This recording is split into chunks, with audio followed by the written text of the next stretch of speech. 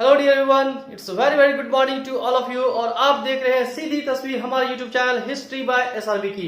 तो आज इस वीडियो में हम लोग एक बहुत ही इंपॉर्टेंट टॉपिक को डिस्कस करने जा रहे हैं। आप जानेंगे कैसे भारत के राष्ट्रपति का चुनाव होता है, क्या प्रोसीड्यूर है। तो इसके बारे में आज हम लोग डिस्कस करेंगे कि आखिर इंडिया के प्रेसिडेंट का चुनाव कैसे होता है, इसके बारे में आज हम लोग डिस्कस करेंगे।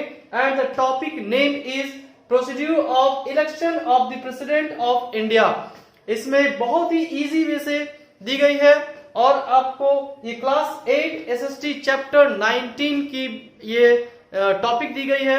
और इसे और अच्छे तरीके से जानने के लिए मैं सीधी तस्वीर आपको दिखाता हूं आपके ही बुक से, जो आपकी बुक में दी गई है पेज नंबर चैप्टर नंबर 19 में। So let's we see the glance of the book.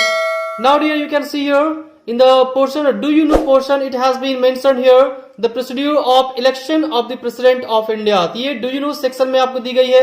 यहां पर आप देख सकते हैं बहुत ही इजी वे में प्रेसिडेंट के इलेक्शन के बारे में दी गई है, जो बहुत ही इजी है इसे समझना। And now look at the board. तो यहां पर देखेंगे कि प्रेसिडेंट का चुनाव में पार्टिसिपेट कौन करते हैं, है ना। प्रेसिडेंट को चुनने का जो प्रोसीड्यूर होता है, जो प्रोसेस है, उस प्रोसेस में पार्टिसिपेट कौन करते हैं। तो first of all very easy, तो यहां देखिए आप कौन है, elected members of Lok Sabha and Rajya Sabha.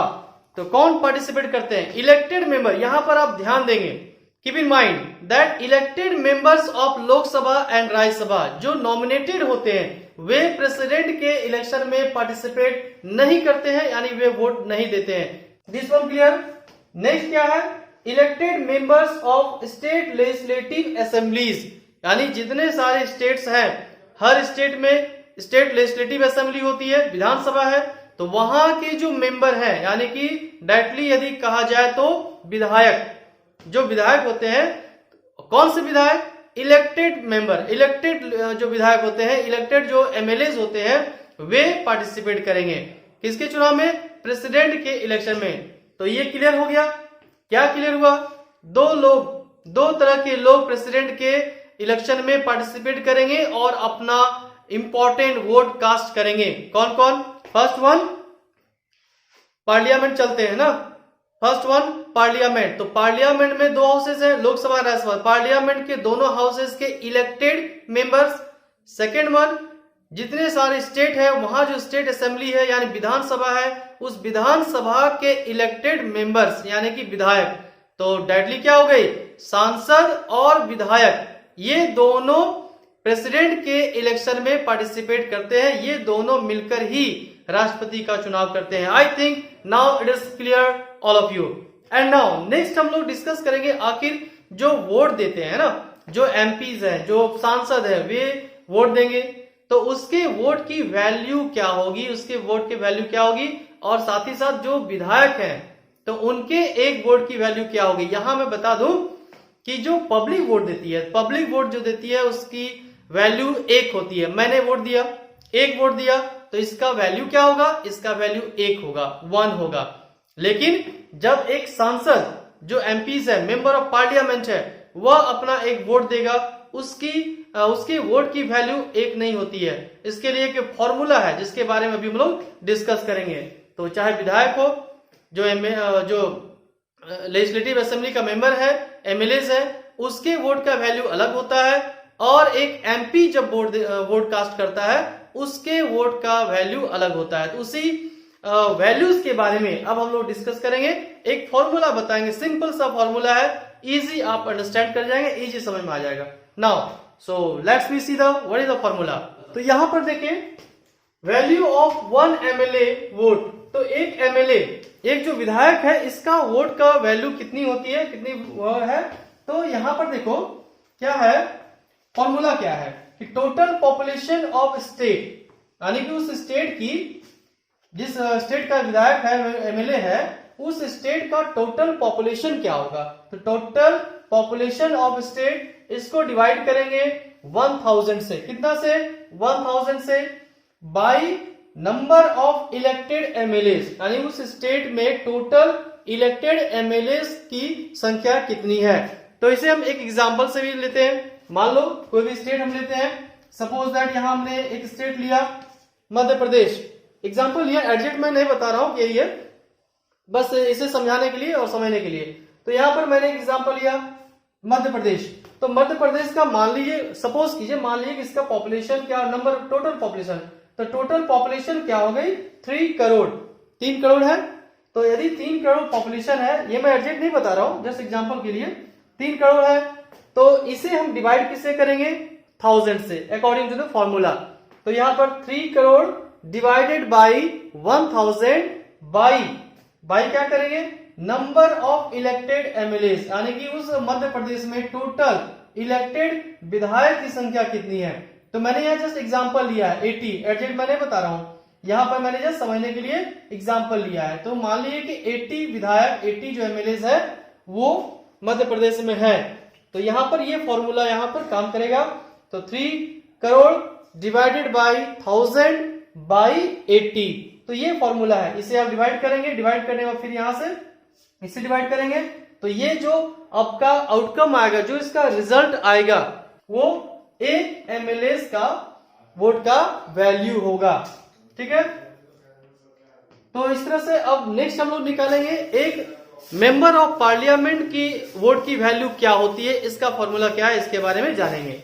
Here is the formula, you can see here, यहां पर क्या है कि एक एमपी का वोट का वैल्यू कितना होगा, एक जो सांसद है उसके वोट का वैल्यू क्या होगा। इसका फॉर्मूला बहुत ही सिंपल है। तो total number of votes of all the elected MLA of the state assemblies by number of elected MPs of both the houses. Very simple. तो यहां पर फॉर्मूला क्या होगा कि जो जितने सारे स्टेट्स है, जितने सारे स्टेट्स में जो विधायक ने जो अपना वोट दिया है, तो टोटल स्टेट, जितने सारे स्टेट हैं, उन सारे टोटल स्टेट्स में जो भी विधायक ने वोट दिया, उसके वोट का वैल्यू कितना हुआ, टोटल वैल्यू कितना हुआ, उसको हम डिवाइड करेंगे किससे, जितने total elected member of parliament है, यानी सांसद है। ये अगर हम डिवाइड करेंगे तो इससे क्या निकलेगा, इससे निकलेगा एक एमपीज के वोट का वैल्यू निकलेगा। नाउ नेक्स्ट में क्या इंफॉर्मेशन दी गई यहाँ पर, तो नेक्स्ट में यहाँ पर कहा गया है प्रोसीड्यूर के बारे में कि क्या मेथड क्या होता है राष्ट्रपति के चुनाव का। तो यहाँ पर प्रेसिडेंट का चुनाव क्या होता है, according to the proportional representation by means of the single transferable vote system. ये इसका मेथड है, इसका सिस्टम है, इस तरीके से वोटिंग की जाती है। Now other important information are given here. तो यहाँ पर नेक्स्ट में क्या कही गई है कि each voter is expected to indicate her his preferences on the ballot paper. तो इसका मतलब क्या हुआ, देखो हम लोग जब वोट देते हैं तो एक विधायक को या सांसद को जब चुनते हैं तो हम लोग एक वोट देते हैं ना, और बहुत सारे पार्टिसिपेट होते हैं, बहुत सारे कॉन्टेस्ट लोग करते हैं, और हम लोग किसी एक को चुनना होता है। लेकिन माय डियर यहाँ पर वैसी बात नहीं है। यहाँ पर क्या होता है कि जैसे बहुत सारे 2 या 4 मान लो है, ठीक है, 4 लोग हैं जो प्रेसिडेंट का चुनाव लड़ रहे हैं। यहाँ पर जो वोट देंगे लोग, यानी लोग मतलब जो विधायक देंगे, सांसद देंगे, उनके पास चारों चॉइस होगा, लेकिन नंबर वाइज आपको देना होगा। जैसे ठीक है, जैसे आप इलेक्शन करेंगे, आपके पास 4 चॉइसेस हैं, यानी 4 लोग राष्ट्रपति का चुनाव लड़ रहे हैं, प्रेसिडेंट का चुनाव लड़ रहे हैं, तो उसमें क्या करना होगा, अपना प्रीफरेंस आपको देना होगा कि आप किसे चाहते हैं कि नंबर 1 में आपका नंबर 1 पसंद कौन है, नंबर 2 में कौन है, नंबर 3 में कौन है। तो ऐसे आपको नंबरिंग वहां पर करनी होगी। तो इस तरीके से वहां पर होता है। नेक्स्ट में if the candidates of voters first choice is not getting elected her और his votes may be transferred, इसलिए यहाँ पर कहा गया सिंगल ट्रांसफरेबल वोट सिस्टम। तो यहाँ पर क्या होता है दोस्तों, यहाँ पर माय डियर ऐसा होता है कि मान लीजिए कि मैंने जिसे वोट दिया, सपोज दैट आप यहाँ पर देखिए, ये वीवी गिरी है और प्रतिभा पाटिल, यहाँ 2 लोग हैं जो इलेक्शन में खड़े हैं, प्रेसिडेंट के चुनाव में लड़ रहे हैं, कॉन्टेस्ट कर रहे हैं। यहाँ पर मेरा फर्स्ट चॉइस मान लो वीवी गिरी है, तो मैंने फर्स्ट ऑप्शन में इनका नाम लिखा कि फर्स्ट ऑप्शन मेरा ये है ना। अगर सेकंड ऑप्शन हमारा ये है श्रीमती प्रतिभा देवी सिंह पाटिल, तो ऐसा होता क्या है, मान लीजिए कि जिसको मैंने नंबर 1 पॉइंट दिया है, नंबर 1 अपना सिलेक्शन किया है, तो ये नहीं जीत रहे हैं फाइनल इलेक्शन में, ये नहीं जीत रहे हैं, और सेकंड ऑप्शन हमारा क्या है, ये है।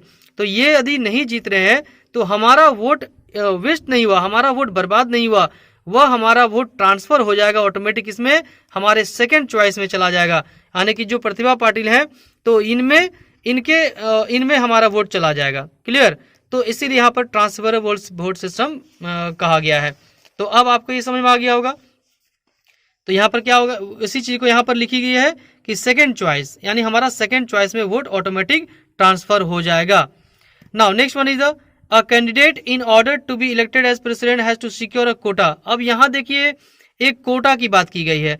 जैसे कि आपको एग्जाम में 100 मार्क्स का एग्जाम होता है, उसमें से आपको यदि क्वालिफाई करना है तो आपको 33 मार्क्स आपको सिक्योर करना होगा, तभी आप क्वालिफाई करेंगे। तो इसी तरह यहाँ पर भी प्रेसिडेंट को क्वालिफाई करने के लिए कोटा बनाया गया है, जितना उतना आपको मेजोरिटी आपको लाना ही होगा।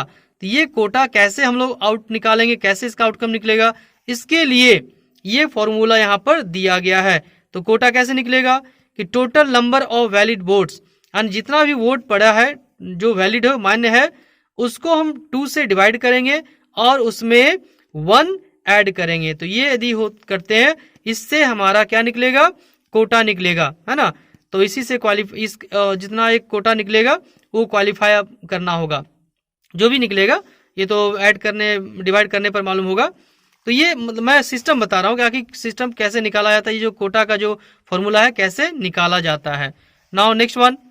तो नेक्स्ट वन में यहाँ पर क्या कही गई, of all the presidential elections held so far the second preferences votes were taken into consideration only once and that was in the case of the election of mister V Giri in 1969। यहाँ पर कही गई है कि generally वैसे option तो बहुत सारे हैं, लेकिन ऐसा पहली बार चुनाव में हुआ था कि जिनका सेकंड ऑप्शन में था वे प्रेसिडेंट बने थे, जिसकी जानकारी मैंने पिछली वीडियो में आपको दिया था यहाँ पर वी गिरी के मामले में, कि सेकंड चॉइस रहने के बावजूद भी ये प्रेसिडेंट का इलेक्शन जीत चुके थे। तो इसी के बारे में यहाँ पर कही जा रही है। लास्ट पॉइंट में यहाँ पर कही गई कि the MPs can cast their votes either in Delhi और इन द स्टेट कैपिटल। ठीक है, जो सांसद होते हैं वो अपना राष्ट्रपति के चुनाव में जो अपना जो वोट कास्ट करेंगे यानी वोट देंगे, वे कहाँ से दे पाएंगे, कहाँ दे पाएंगे, कौन से प्लेस से। तो उनके पास ऑप्शन है, वे दिल्ली में भी दे सकते हैं या नहीं तो जिस स्टेट में वो है अपने स्टेट कैपिटल में भी दे सकते हैं। तो दोनों ऑप्शन है। लेकिन whereas the MLAs cast their votes in their state capitals only, लेकिन एक जो विधायक है, जो MLA है, वह राष्ट्रपति के चुनाव में अपना वोट केवल अपने स्टेट के कैपिटल में ही दे सकता है। तो जिस स्टेट का है उस वहां का जो कैपिटल होगा उस कैपिटल में ही अपना वोट दे सकता है। तो ये बहुत ही इंपॉर्टेंट टॉपिक थी माय डियर स्टूडेंट्स। तो आई थिंक आपको बहुत अच्छे तरीके से समझ में आ गया होगा। बहुत ही नीट एंड बहुत ही क्लीन तरीके से यहाँ पर बताया गया है। फिर भी यदि कोई आपको डाउट होगा तो कमेंट बॉक्स में जरूर आप कमेंट करेंगे, ताकि इसमें हम और भी डिस्कस कर सकें। क्योंकि ये वीडियो काफ़ी लंबी हो चुकी है तो मैं चाहता हूँ इसको मैं बंद करूँ। तो okay, thanks for watching video, have a nice day.